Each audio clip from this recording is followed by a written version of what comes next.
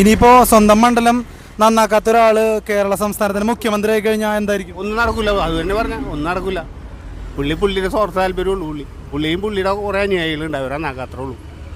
പക്ഷേ പറവൂർ മണ്ഡലത്തിൽ പുള്ളിക്കെതിരെ ആര് നിന്നാലും ജയിക്കില്ല എന്നുള്ളൊരു സാഹചര്യമല്ലേ? അത് വേറെ കാര്യം. അത് ഇപ്പോൾ BJP ആയിട്ട് പുള്ളി ഭയങ്കര അലയൻസാണ്. പുള്ളി BJPയുടെ മെയിൻ ആളാണ്. പുള്ളി ഇവിടെ ഒരു താമര ചിഹ്നത്തിൽ നിന്ന് കഴിഞ്ഞാൽ BJP അവർക്ക് വോട്ട് ചെയ്യും. അല്ലാണ്ട് ഇവിടെ BDJS വൺകലമായിട്ട് നിന്ന് കഴിഞ്ഞാൽ അത് നേരെ VD സതീശ് നിൽക്കും. ഈ VD സതീശന് BJP ആയിട്ട് ഭയങ്കര അടുപ്പൊന്ന് പറയാൻ കാരണം എന്താ? അത് നേരെ എടുക്കണമെന്നല്ലേ. നമ്മൾ ഇപ്പം നിലവിൽ കണ്ടുകൊണ്ടിരിക്കണ ഇത് ഇവിടുത്തെ നമ്മുടെ പഞ്ചായത്ത് ഇലക്ഷൻ കഴിഞ്ഞപ്പോൾ അറിയാലോ. പഞ്ചായത്ത് ഇലക്ഷനിൽ എന്താ സംഭവിച്ച പറവൂർ എന്താ സംഭവിച്ചാൽ BJP ആയിട്ട് അലയൻസ് എല്ലാ കാലത്തും ഇവിടെ BJP ആയിട്ട് അലയൻസ് ആയിട്ടാണ് എല്ലായിടത്തും അവർക്ക് കഴിഞ്ഞ തവണ കിട്ടിയ വോട്ട് പോലും ഇത്തവണ BJPക്ക് ഇല്ല.